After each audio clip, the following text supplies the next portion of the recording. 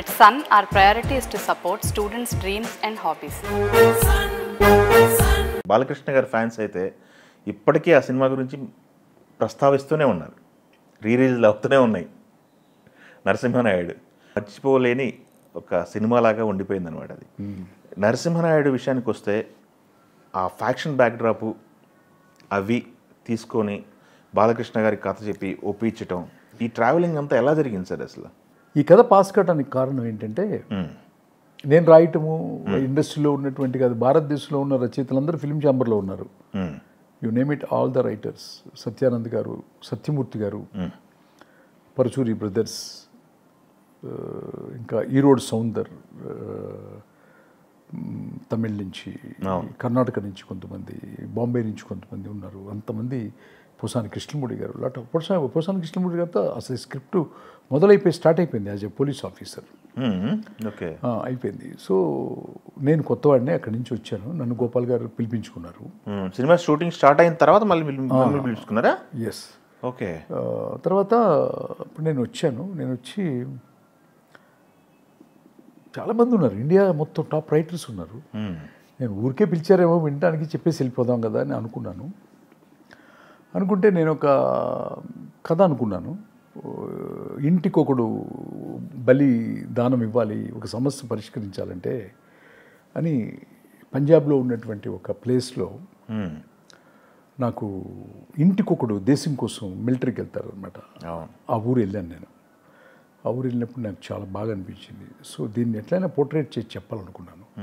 అది గోపాలకృష్ణ గారికి చెప్పాను. గోపాలకృష్ణ గారు విని వెంటనే చాలా బాగుంది, ఇంట్రడక్షన్ ఫైట్ లేవు, ఇంట్రడక్షన్ పాటలు లేవు, లపాకి సిచ్యువేషన్స్ లేవు, ఐటమ్ సాంగ్స్ లేవు, అబ్బాయి ఏదో కొత్తగా చెప్తున్నాడు. అంటే నేను చేసే స్టైల్ కొంచెం తెలుగు ఇండస్ట్రీకి కొంచెం రివర్స్గా ఉంటుంది అనమాట. అప్పటి వరకు తెలుగు ఇండస్ట్రీ టోటల్గా బిగినింగ్ డేస్ నుంచి కూడా.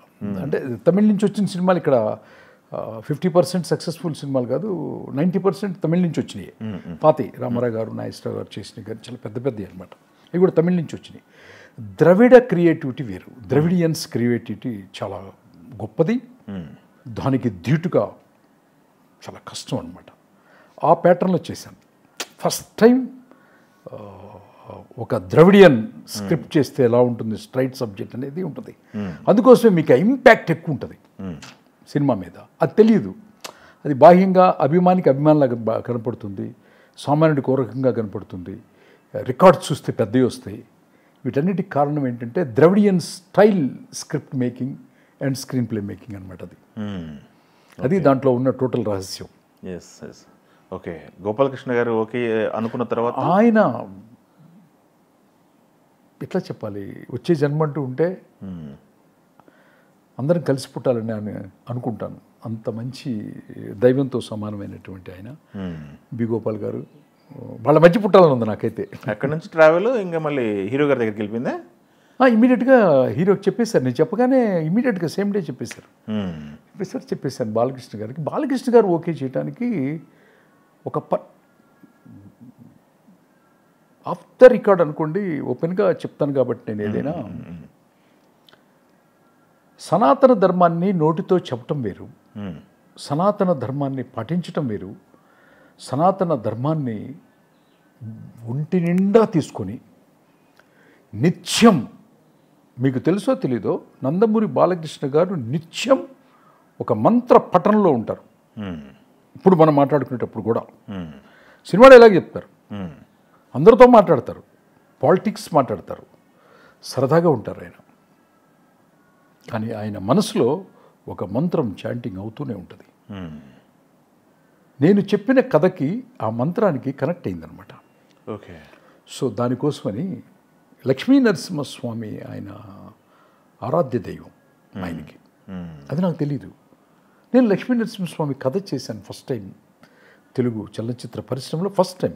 ఆ తర్వాత చాలామంది లక్ష్మీ నరసింహస్వామి శ్లోకాలు, పాటలు, విగ్రహాలు, ఊరేగింపులు, అవన్నీ they are all followers. They are all followers అంటారు. Followers, undoubtedly followers. రామాయణం ఎట్లయితే ఫాలో అవుతారో అలా.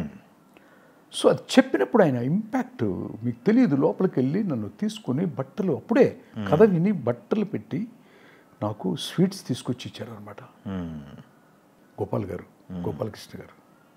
ఎప్పుడైతే ఆయన ఆయుధాలన్నీ పెట్టుకొని లక్ష్మీ నరసింహస్వామి ముందు పూజలో ఉన్నాడు అని చెప్పారో నాకు అప్పటి నుంచి ఇక నాకు మిగతా కథ వినలేదు అన్నారు. సో ఒక పెద్ద బ్లాక్ బాస్టర్ వెనకాల ఒక దైవం ఆవరించి ఉంటుందన్నమాట. ఆ దైవమే లక్ష్మీ నరసింహస్వామి.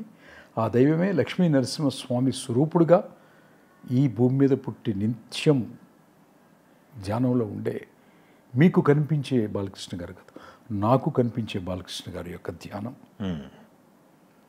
గోపాల్ గారి యొక్క టేకింగ్స్, పర్చూరి బ్రదర్స్ గారి డైలాగ్స్ అండ్ మేడికుల్ మురళీకృష్ణ గారి యొక్క ఎఫర్టబిలిటీ. నేను చెప్పినంత హైలీ ఎక్స్పెండిచర్ స్క్రిప్ట్ అది. ఒక చేజే ఎన్ని రోజులు తీశారో గోపాల్ గారు నాకు అసలు తెలియదు. ట్రైన్ చేజ్ అనమాట. మీరు లొకేషన్లో ప్రతి సినిమాకి నేను లొకేషన్లో ఉంటాను. It's a mandatory. చేసిన ఆలోచన కరెక్ట్గా వస్తుందా లేదనేది అది చూసుకోవాలి కదా. ఎప్పుడు కూడా మీ బిడ్డని మీరు కనగానే డాక్టర్కి ఇస్తారా, స్కూల్లో వేస్తారా, లేకపోతే మీరే సాగుతారా? మనమే సాక్కుంటాం. అంతే కదా. చిన్ని కృష్ణ కూడా అంతే. Okay, that's all. సూపర్ అండి. ఆన్ లొకేషన్ మెమరీస్ సార్ మీకు? ఆన్ లొకేషన్ మెమరీస్ ఏముంది, నేను రాసింది ఆయన పెర్ఫార్మెన్స్ చేస్తున్నప్పుడు దట్టు నేను ఎన్టీ రామారావు గారి అభిమాని. Okay okay. ఇన్ఫ్లుయెన్స్, ఆ యొక్క హ్యాపీనెస్ ఉంటుంది కదా మనసు. అవును. దాంట్లో మెయిన్ హైలైట్ సీన్ మీరు ట్రైన్ సీన్ అన్నారు ఇందాక. ఎన్ని రోజులు చేశారు ఏంటని చెప్పబోయారు, నేను ఏదో ఇంటరప్ట్ అయ్యాను. చెప్పండి.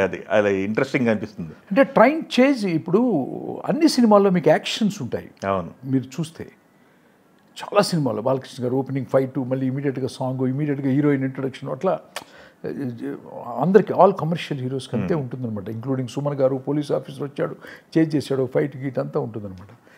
There is no fight, there is no item songs. Script emotion వెళ్తూ ఉంటుంది.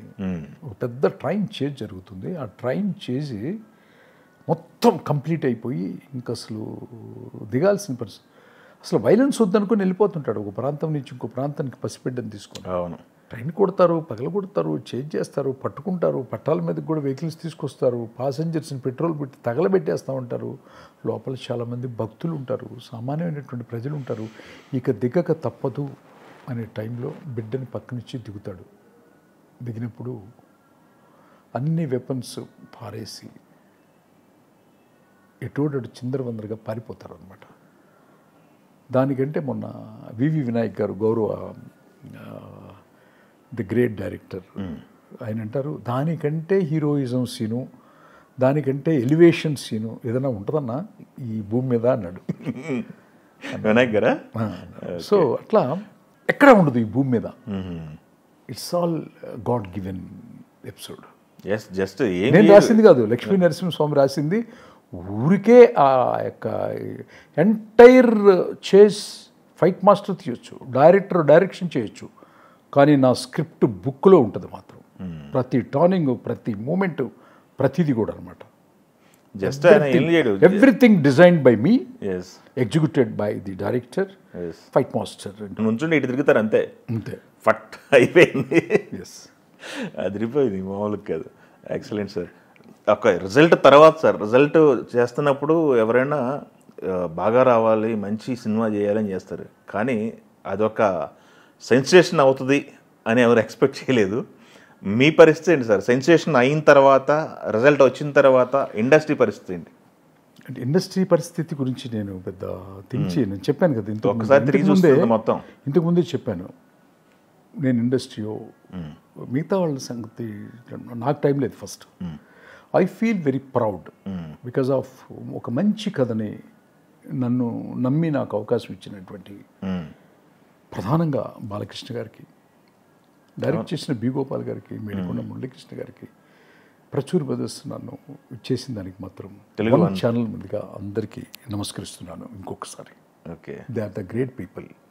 నాలో ఉన్నటువంటి ఈ క్రియేటివిటీని బయటికి తీసుకొచ్చి ప్రేక్షకుడు ముందు తీసుకొచ్చినటువంటి బాలకృష్ణ గారు మరొక్కసారి నమస్కారం.